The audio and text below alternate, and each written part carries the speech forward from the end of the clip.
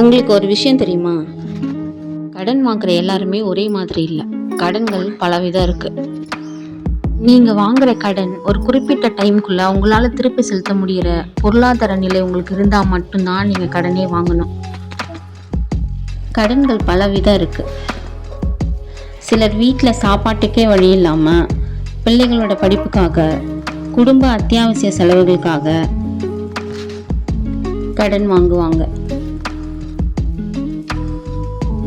சிலர் பார்த்தீங்கன்னா தங்களோட சின்ன சின்ன சந்தோஷத்துக்காக சிறிய தொகையை கடனாக பெற்று ஒரு சின்ன ஆசையை நிறைவேற்றிப்பாங்க. ஆனால் அவங்க கடனையும் அடைச்சிடுவாங்க. இன்னும் சிலர் பார்த்தீங்கன்னா தங்களுக்கு பிடிச்சவங்களுக்காக அவங்கள சந்தோஷப்படுத்த அன்பின் காரணமாக கடன் வாங்கி செலவு செய்வாங்க.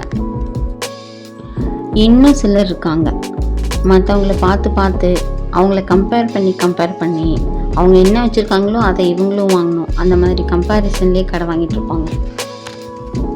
இது கொஞ்சம் டேஞ்சரான விஷயம்தான். ஏன்னா அவங்களோட பொருளாதார நிலை என்னன்னே உங்களுக்கு தெரியாது. ஆனால் அவங்க வாங்குறாங்கன்றதுக்காக நீங்கள் வாங்கி தேவையற்ற பொருள்களை குவிக்கிறது. இதில் இன்னொரு வகை என்னென்னா, இருக்கிறதுலையே ரொம்ப டேஞ்சரான கடன் இது தான்.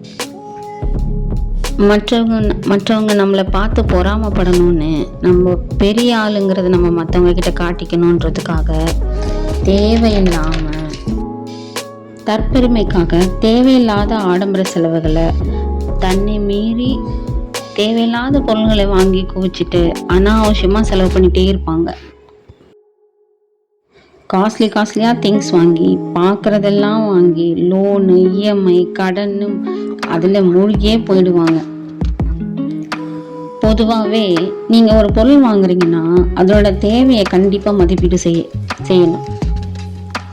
சும்மா ஒரு ஷோக்காக பொருள்களை வாங்கி குவிக்கிறத கண்டிப்பாக தவிர்த்துடுங்க. அதற்கு பதிலாக நீங்கள் தினமும் யூஸ் பண்ணுற பொருள் இல்லை உங்களோட வருங்கால தேவைக்கான பொருளில் நீங்கள் முதலீடு செஞ்சுக்கோங்க. ஒரு ஏழை கடை வாங்குறாங்கன்னா அவங்களுக்கு வேற வழி இல்லை, கஷ்டத்தினால கடன் வாங்குறாங்க. தவிர்க்க முடியாத சூழ்நிலையில் அவங்களுக்கு வேற வழியும் இல்லாமல் தான் கடன் வாங்குறாங்க.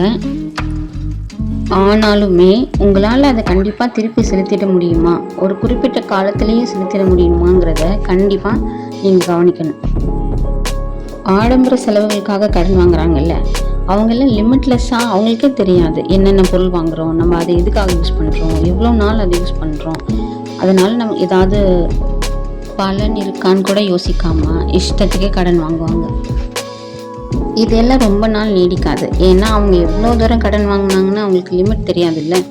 ஸோ அவங்க வெளியில் கொஞ்ச நாள் பந்தாவாக சுற்றுவாங்க. அப்புறம் போக போக உள்ளுக்குள்ளே நிம்மதி இழந்து கடனை கட்டி இஎம்ஐ, லோனு, அது இதுன்னு கட்டி நிம்மதி இல்லாமல் தான் வாழ்வாங்க. தேவை அறிஞ்சு வாங்குற கடன்கள் ஒரு குறிப்பிட்ட காலத்தில் நம்மளால் திருப்பி செலுத்திட முடியும். ஆனால் காட்சிக்காக வாங்குற கடன்கள் இந்த பொருள் அந்த பொருள்னு லிமிட் தெரியாது, வாழ்க்கையே சிக்கலில் மாட்டி விட்டுரும். மற்றவங்க நம்மளை பார்த்து பொறாமப்படுறதை விட உங்களோட குடும்ப நிம்மதி தான் ரொம்ப முக்கியம். குடும்ப நிம்மதி தான் உண்மையான செல்வமும் பெருமையும் கூட. நீங்கள் இப்போ எந்த வகைன்னு கமெண்ட்ஸில் சொல்லுங்கள். இந்த வீடியோ உங்களுக்கு பிடிச்சிருந்தா லைக், ஷேர் அண்ட் சப்ஸ்கிரைப் பண்ணுங்கள். தேவையில்லாத கடன்களில் மாட்டிக்காமல் முடிஞ்ச அளவுக்கு இருக்கிறத வச்சு உங்கள் வாழ்க்கையை சந்தோஷமாக வாழுங்க. நான் சொல்கிறது கரெக்டாக இல்லை, நீங்கள் உங்களோட பாயிண்ட் ஆஃப் வியூ என்னென்னு கமெண்ட்ஸில் சொல்லுங்கள்.